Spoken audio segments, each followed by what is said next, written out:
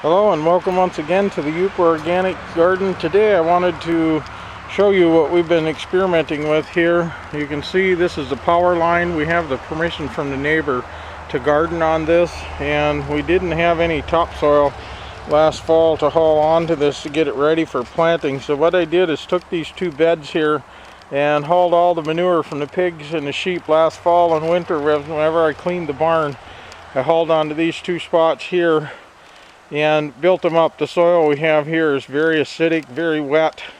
In fact, water sits on it quite a bit of the time, so we wanted to try and change that. So we built these. It's kind of like the lasagna garden. We just piled the manure, let it sit and rot over the winter, and then this spring I hauled several inches of topsoil onto the top of the beds, and you can see this stuff is just growing phenomenal.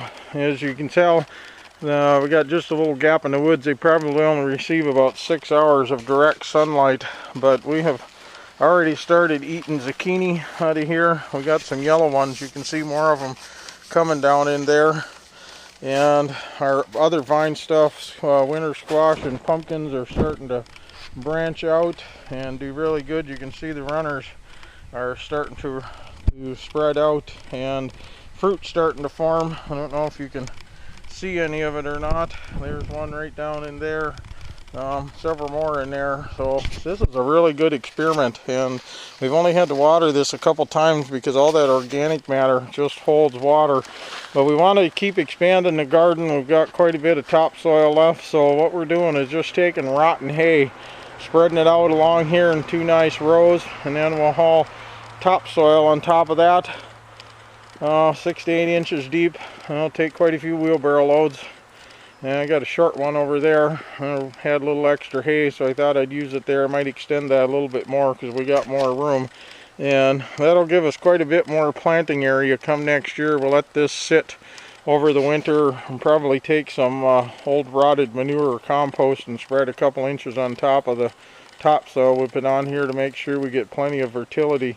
And so that's what we're doing on this end of the garden here, trying to get things to expand and giving us areas to grow so that we can produce more of our own food. I also took, we had the little walkway into the little greenhouse, and we decided to switch it up and using it for a chicken coop right now. But we planted it, we filled this in with topsoil and planted carrots, radishes, and spinach in there, so give us some more room. The cats have been thinking that this is their litter box, so we wanted to stop them from doing that, so we put this row cover on there. That should help the seeds germinate. It'll keep the soil moisture. So here you go. Oh, and in the background right there, the little pyramid thing, that's our strawberry bed that we put in just recently.